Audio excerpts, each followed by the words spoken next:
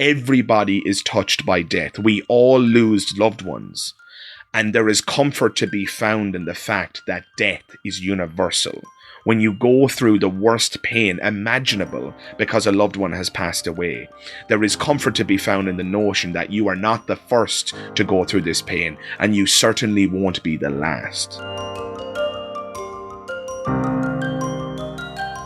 Hello everybody, you are listening to the Magic Skeptic, aka Magic Dara, and you are very welcome to another episode of A Magician's Thoughts. I must admit, this episode is very important to me, and I'm hoping it's going to be very important to you guys, especially those of you who consider yourselves members of the atheistic or humanistic community. One of the scariest things about being an atheist is no doubt this whole idea of death. I mean, if you're an atheist, and if indeed atheists are correct, there may not be an afterlife or a God who's going to look after us all. There may not be a heaven that we're all going to, where we're going to see our loved ones again and what have you. And guys, that can be a very difficult thing to face as a human being. I mean, come on. Deletion, the end of all existence, you're just gone forever. Right? I mean, that's a really difficult thing to face, not to mention the fact that it means that you're not going to see any of your loved ones again.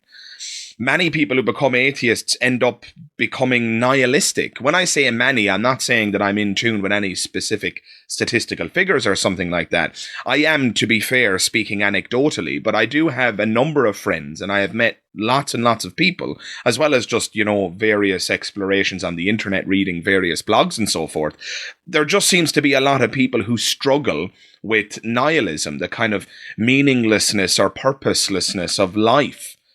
And I get that. That's super difficult. It's a challenging chestnut to crack, guys. And so, for what it's worth, what I'm going to do in this video is share with you guys my experience and how I've dealt with death throughout my life thus far. Now, at the time of recording, I'm only 29 years of age, so it's not like I've had a cavalcade of brutality and death visit me in my time on this earth. But that said, I have lost a number of loved ones who were very, very close to me, and I've lost a number of friends who were very close to me as well.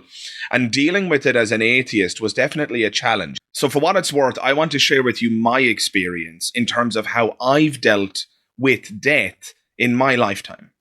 And again, I do that because I'm hoping that some atheists and humanists out there may derive some utility from this video, may give you a new perspective and help you to deal with death as and when it occurs. And one other thing I must admit, maybe there are people out there listening to this video, watching this video, who perhaps are having doubts in terms of their faith. Perhaps they are on the process, they're on their journey to becoming an atheist. They are seeing the light, as it were, and they're exiting their religious tradition. And one of the things that may be holding such a person back is this absolutely crippling fear about death and the hopelessness of life. People struggle with the idea that as an atheist, there's no real comfort in those darker moments in terms of death and the losing of loved ones. And I'm here to tell you that there are in fact comforts to be found, even as a person who believes that there is no afterlife. So I won't presume to speak on behalf of all atheists. All I can do is speak in terms of my own experience. And so again, for what it's worth, here are my thoughts on how to deal with death as an atheist or a non-believer. So the first thing I want to challenge is this basic assumption that I run into all the time. And I'm sure if you have been involved in discussions surrounding death and the afterlife and gods and heaven and hell and all of that business, you will have run into this assumption as well. The assumption I'm referring to is this idea that religious people just have an ace in the hole. They just have this extra weapon when it comes to death in terms of dealing with grief. This idea that there's a heaven is just assumed to be an intrinsic good, that it just makes everything better, that it just allows human beings to deal with death more efficiently.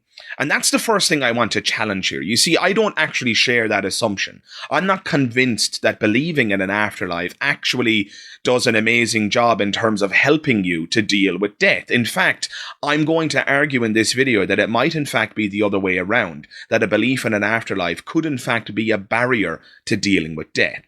But before we go that far, let's address another assumption that often pervades this discussion, and it is an assumption surrounding the notion of death itself.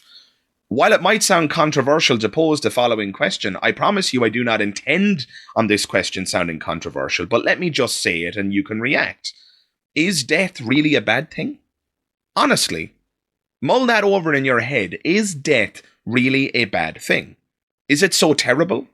Is it so terrible that at one point in this existence, you won't be around anymore? That your existence ends? You see, guys, I'm not convinced that eternal existence is, in fact, an intrinsic good. I'm not convinced that living forever would, in fact, be a promise worth wanting, right? Think about it. Anything that lasts forever is torturous in nature. And while I won't recapitulate my entire argument about heaven here, if you are interested, you can check out my video entitled, Is Heaven Good? Take a look and you may discover that your preconceptions about heaven do not actually stand up to scrutiny. But I digress. So all I'm trying to convey here, guys, is this idea that death might in fact be a, quote, blessing, right? Let me use the example of my very own grandfather who passed away a number of years ago. My grandfather spent the last 10 years of his life in a hospital. His needs were far too great for his own family to take care of. He required 24/7 around-the-clock care. His needs were rather extensive. He spent the last 10 years of his life in the hospital lying in a bed, staring at the same four walls. And if it wasn't for the dementia that pervaded his mind, his experience would have been much more torturous than it actually was. The point I want to convey here is that death, far from being a bad thing in the case of my grandfather, death was in fact a release. Death was a blessing. Death was a form of relief from his suffering. And so death isn't always and necessarily a bad thing. Death can be welcomed. And in fact, while it might sound harsh to say, a number of family members, when my grandfather passed away, relayed this exact sentiment. Some of them themselves were religious, and yet they agreed with me that my grandfather's death was in fact a blessing. It was a good thing. It was a release from his pain and suffering. The maladies that had long pervaded his body and caused him pain now no longer had that ability. He was released from his suffering. And I think that's a wonderful thing. And when I think of my grandfather now, as much as I loved him and continue to love him, I am filled with a sense of satisfaction, if that's not the wrong word to use. There is a sense of contentment that I feel inwardly, knowing that he is now at rest and he no longer suffers. So, guys, death isn't necessarily a terrible thing, but allow me to anticipate a particular objection that may occur in your mind right now. You may be thinking, but Dara, some people don't die an old man or woman. Some people are deleted rather early. Some people are wiped out as children. Some people are wiped out as young adults and so forth. And that is a very, very good objection. And so I'd like to address that now. So the first thing to say about untimely death or tragic ends to people's lives when people are snuffed out of reality earlier rather than later. The first thing to acknowledge, and I just have to hold my hand up and acknowledge this, there isn't an excellent response to this, right? Sometimes life is just tragic, guys, and people are dealt a terrible hand. And I just have to acknowledge this. And speaking as a person who has lost friends who were young, friends who are younger than I am now, and at the time of recording, I am 29 years of age, and I have lost friends who are younger than I am.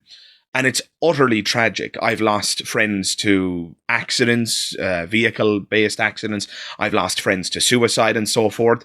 And there's just no way of justifying a tragic and young end. There's no way of justifying it. But please notice that the religious don't have a justification for this either. If a child dies early in life, if a child, as sometimes tragically occurs, is born with a incurable illness and dies at 6 months old, that isn't remedied by religious beliefs either.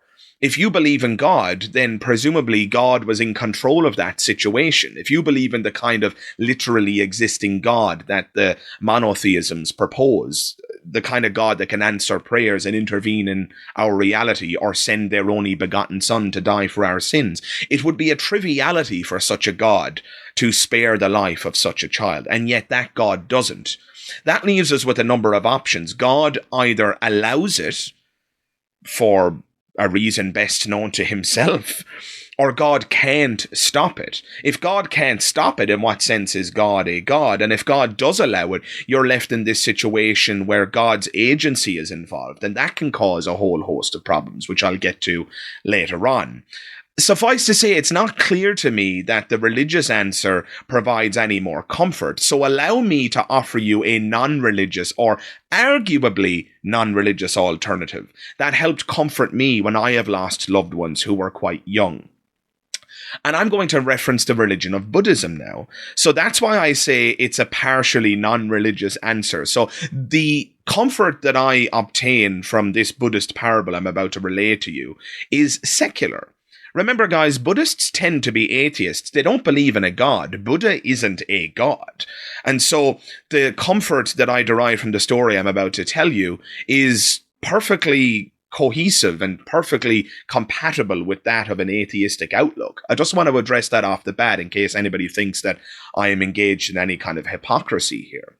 So there is this story in Buddhism called the parable of the mustard seed. And the parable of the mustard seed goes something like this. I'll give you the abridged version. It tells the story of a woman whose child has tragically died. The woman carries her child dead in her arms, and she finds the Buddha. She approaches the Buddha and begs the Buddha to spare her child. Please, Buddha, spare my child's life. And the Buddha agrees. Buddha says to the woman, I will save your child, but you must do something for me first. The Buddha gives her a task. He says, go to the nearby town and obtain a mustard seed from every home that has not been touched by death.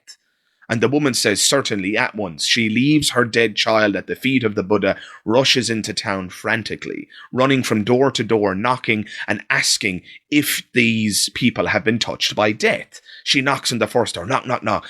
Has anybody ever died belonging to you? Has your home been touched by death? Unfortunately, yes, somebody in our home has in fact died. And she says, okay, don't worry about it. Runs to the next door, knock, knock, knock. Has anybody been touched by death in your home? And on she goes on this frantic journey, looking for the mustard seed from the homes that have been untouched by death.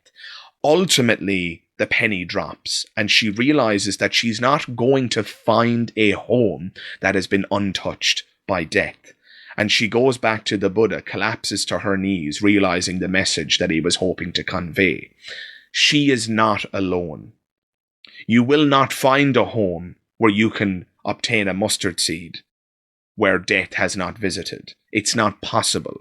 Everybody is touched by death. We all lose loved ones. And there is comfort to be found in the fact that death is universal. When you go through the worst pain imaginable because a loved one has passed away, there is comfort to be found in the notion that you are not the first to go through this pain, and you certainly won't be the last. And for what it's worth, guys, I share that story because that story comforted me when my loved ones passed away. When my nana passed away, that story comforted me. I remember sharing that story with my mother and she received some comfort from it. But it was particularly comforting when my younger friends have died. So when a good friend of mine committed suicide, the parable of the mustard seed really got me through it. And another friend of mine who died in a vehicular accident. Again, the mustard seed really helped me to grapple with the turmoil that I experienced at that time. And so you see, guys, even as an atheist, there are parables and stories and there's wisdom that can get you through the darker moments. At no point is it necessary to believe in an afterlife or a God or a heaven in order to shoulder the burden. Honing in then on one specific example of grief from my life that I mentioned a moment ago, and this is the story of a friend of mine who died in a vehicular accident. This was an incredibly difficult thing for me to deal with. This friend of mine, I was best friends with this person my whole life. In recent years, admittedly, we had become somewhat estranged because I moved to England to become a teacher and so forth. But those memories of our childhood together were very, very strong. And when I got the call that this person was dead, it was absolutely devastating. One of the things, however, that stuck out to me during that entire ordeal was how the parents dealt with the death. And having spoken to a person who was at the scene of the accident on the night that it occurred, one of the things that just will go to my grave with me. One of the things that I will remember for as long as I live is what one of the parents said when they arrived at the accident scene. And again, I have this on good authority from a person who was there and witnessed it. When the father arrived at the scene, he said, and I quote, "I don't know why God put me on this earth at all." I've spoken about this before on previous podcasts, but it's worth mentioning here again. You see, what you have there, in my view, is a parent who's not only struggling with the turmoil of the loss of their child, but they're also struggling with the turmoil that has been caused by their religious beliefs. Because this person believes in God, because this person believes that there is a God who is supposed to look after us or has some agency and has the ability to intervene in our reality, that collection of beliefs confounds the problem. It creates a psychology where the person is left asking, why God, why? And in my view, that causes additional stress and anxiety and trauma that need not occur. And you see, guys, that's the assumption I'm challenging. Religious people don't necessarily have it easier when someone passes away. In fact, it's completely the other way around. It's the opposite. Religious people are left with these additional questions that cause additional trauma. This question where they're forced to ask God, why did you choose my child? Why did my child have to die? Why did my child have to suffer this fate? Couldn't you step in? Couldn't you intervene? Whereas I, as an atheist, when my friend died, yeah, sure, I was dealing with the trauma and the grief of my friend having passed away, but I wasn't left struggling or writhing in grief with this question of agency as to why God would permit such a thing. To me, the universe is cold, harsh, and indifferent, and so the death of my friend was just the laws of physics. It was just matter in motion. And I don't mean to sound cold, clinical, and reductionist when I say that. I'm just speaking observationally here. I place a lot of primacy on human emotion. I was incredibly moved and traumatized by the passing of my friend. But because I didn't have any additional beliefs about any metaphysical realities, I didn't have any additional trauma. I just had to deal with the event at face value. Whereas other people had to deal with the event in this additional way that frankly didn't seem to be very helpful for their psychology. So remember this, and I'm speaking to the atheists and humanists who are listening right now. You might even call yourself an agnostic. You have an ace in the hole over those who are religious when it comes to dealing with death. You're not left with these additional questions that cause additional trauma. And that really is a benefit, and don't you ever forget it. This topic actually came up during a podcast that I had with PJ from the channel Just the Tip. And he responded in an interesting way, and I want to address that here and now because some of you at home might be thinking this as well. It's an argument that I just want to anticipate before you think that I have failed to address it. And it's this. PJ argued that in his experience, when people die, whether the grieving individual is religious or not, didn't seem to matter. That their anger with the loss of their loved one was either attributed to God or, in the non-religious case, attributed to the universe. That's an interesting thing to say, and, if that were true, you might say, well, it's a wash. If you're religious, you're going to blame God, and if you're not religious, you're just going to blame the universe. But that doesn't make sense, and I can't imagine that that's a very widespread phenomenon. Now, again, I don't have any data to back this up, but I'm just going to rely on your intuition for a moment. Think about it. Does it make sense to blame the universe? The universe doesn't have any agency. If the wind blows somebody off a cliff, we don't get angry with the wind. We don't get angry with the laws of physics. We strike it down to a tragic accident. That's not the same if you're religious, because if you're religious, God is responsible for the laws of physics. God could have designed the universe in another way. And if you don't believe that God could have designed the universe in another way, you presumably believe in the kind of God that is not all powerful, in which case this video is not really, or at least this point is not really directed at you. I'm just referring to the major monotheisms such as Islam and Christianity and what have you. Those religions tend to believe in a God that is all powerful, or at least maximally powerful. And surely it would be a triviality for such a God to not have the wind blow in the direction of the person standing at the edge of the cliff, right? So yes, it doesn't make sense to me. It's not clear to me that blaming the universe and blaming God are at some kind of parity here. I don't see that connection at all. Again, I still think atheists have the advantage here. Not believing in a God allows you to avoid the trauma that might be caused by believing that there was some agency involved in the accident that ultimately led to your loved one's demise. Moving on then, I would argue that another advantage that atheists have in terms of dealing with death is that they are spared this notion of hell and hellfire and torture and devils and demons and all of this supernatural nonsense. Another example from my life was the suicide of a close friend. Again, another very traumatic event in my life that frankly almost led to me dropping out of university. If it wasn't for the good graces of an amazing university professor who kind of took me under his wing at that point in time, I probably wouldn't have made it. I probably would have dropped out. I would never have graduated to become a teacher, and I wouldn't be living in England, and I wouldn't be making this video now. Who knows what direction my life would have went.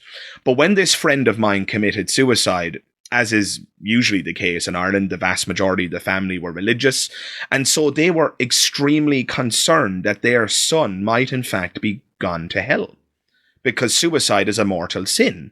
So here we have this family who are not only grieving the loss of their loved one, but they're also filled with trauma about the notion that their loved one may in fact have been sent to hell, that their loved one hasn't been granted the keys to the kingdom of heaven, right?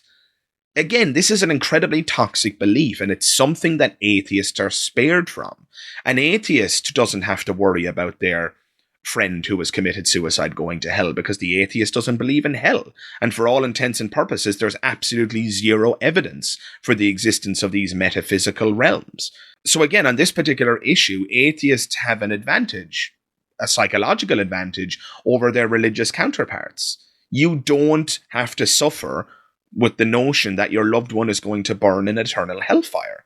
And that's so incredibly important. So again, guys, I'm challenging this assumption that people tend to have, that religious adherents have some kind of advantage over those who are not religious. I just don't see it that way. If anything, it's the opposite. Atheists have this advantage when it comes to people dying and passing away, where they're not filled and plagued with trauma and psychological distress about the notion of their loved one going to hell or what have you. And this brings me to the final point I wanted to address. Now, what I'm about to say, I cannot confirm. I'm not a psychologist, okay? I don't have any training in psychology. I'm far from an expert, in other words. But what I'm about to say seems intuitively true, and so I want to include it here just for completeness' sake. But it does seem to me that an atheist can deal better with grief because they've actually accepted that their loved one is really gone, or at least they're not going to have that acceptance perturbed or disturbed by some notion that their loved one continues in some metaphysical reality. You see, it seems to me that this religious idea that your loved one continues in some shape or form, whether it be in heaven or what have you, that it's not as easy to go through the grieving process, which of course ultimately ends in acceptance. But how can you accept that your loved one is gone if indeed you believe they continue to exist in some way? It's not clear to me that that's possible, or at the very least, it seems intuitively obvious that such a belief in an afterlife would hinder this grieving process. Now again, I'm not a psychiatrist, I'm not a psychologist, I don't have any expertise in this area. It does, however, seem intuitively true that a belief in an afterlife, or a belief that your loved one continues in some way, would in fact hinder the grieving process. Whereas on the flip side, an atheist doesn't have to deal with that at all. Now, an atheist might struggle to accept that their loved one is gone, like any human being might. I think that's human nature. But at least the atheist doesn't have this software running in their mind that further hinders the acceptance that we ultimately need to achieve. And so, guys, whether it's the fact that death can actually be a good thing, the idea that it can actually be a release from somebody's pain and misery, or whether it's the fact that death is universal and that that fact alone can comfort us, or moving on to the religious downfalls, whether it's the fact that God's agency can actually make it more difficult to deal with the loss of a loved one, or if indeed it's just the fear of hell that corrupts our psychology, or ultimately if it's our inability to accept the loss of a loved one because our belief has convinced us that they continue in some way. I think all of these points combine to make a powerful, and I would say a persuasive case, that atheists actually have an advantage when it comes to dealing with death. And so remember, guys, As an atheist or non-believer, you're spared an immense amount of psychological trauma and suffering because of the absence of those metaphysical beliefs that would otherwise harm you in the presence of death or the loss of a loved one. And so what I want to do is finish by sharing one final piece of advice with you, or just to make you aware of one final thing as an atheist or non-believer, or as a prospective atheist or non-believer, someone who may in fact be transitioning. One of the things that can be very frustrating as an atheist is that, of course, when people die, funerals tend to be of a religious nature, don't they? And so you find yourself surrounded by believers who are praying and saying religious things. And it can feel as though your opinion is not welcome. It can feel as though you're not allowed to grieve the same way everybody else is grieving, that only religious grieving processes are permitted. This is definitely a thing I've noticed in my attendance at various funerals and so forth. And so I just wanted to kind of make a point that it really isn't fair that religious people have monopolized the eschatological space, the funeral space, the grieving space. It's not okay and it's not fair. And I just wanted to embolden you, if indeed you are a non-believer. Don't feel like you have to keep your non-religious points of view to yourself during a funeral. Don't feel that way at all. Now, I'm not suggesting that you run into a church and tell everybody, it's all bullshit, he's not really gone to heaven. I'm not saying that at all. But if you are indeed in a position where people are talking about where the person is gone and how they feel about it, just remember that their view that they're going to heaven, or that the dead person is gone to heaven, could be just as offensive to you as an atheist. You might be hurt by the notion that they believe that the person is continuing in some way. It might be more comforting to you to believe that they are really and truly gone, right? You see, people have this assumption that atheists have to keep their opinions to themselves when it comes to death.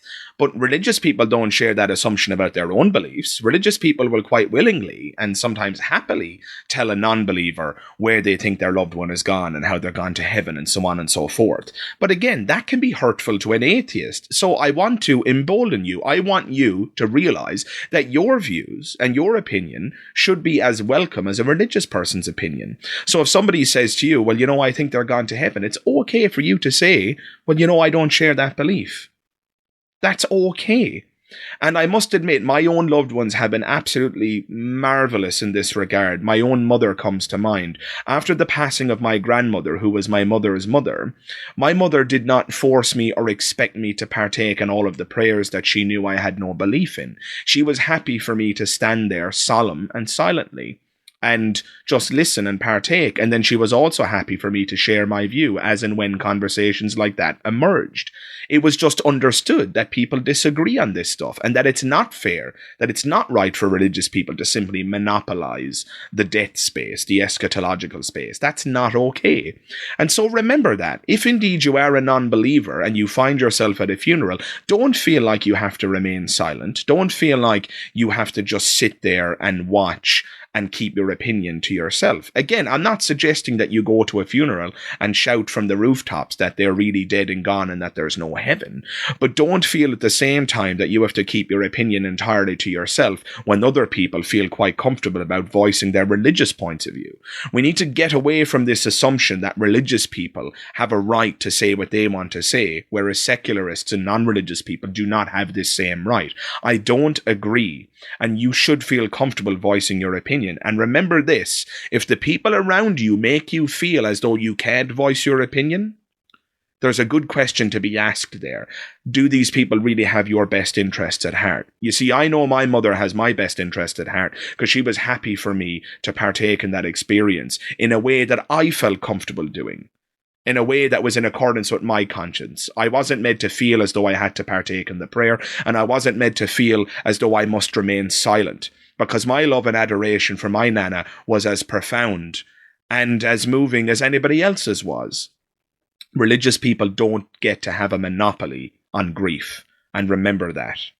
So guys, that brings us to the end of the video. I hope you enjoyed it. I hope you got some utility out of it. I hope perhaps it has shifted around some of your intuitions. And above all else, I hope it helps you to deal with death more efficiently as and when a death occurs. And of course, from me to you, I hope that doesn't happen soon. And inevitably, when it does occur, I hope it's later rather than sooner. So guys, if you did enjoy the video, please do consider dropping a like on it. That's the one surefire way you can help out the channel. And if you've been enjoying my content more generally, do consider hitting that subscribe button. And if you do, don't forget to check the bell notification icon. That way you'll be able to stay up to date with all things on the channel, and you'll even be notified as and when my latest videos go live. Thank you very much for tuning in to this episode of the podcast, and I hope to see you in the next one.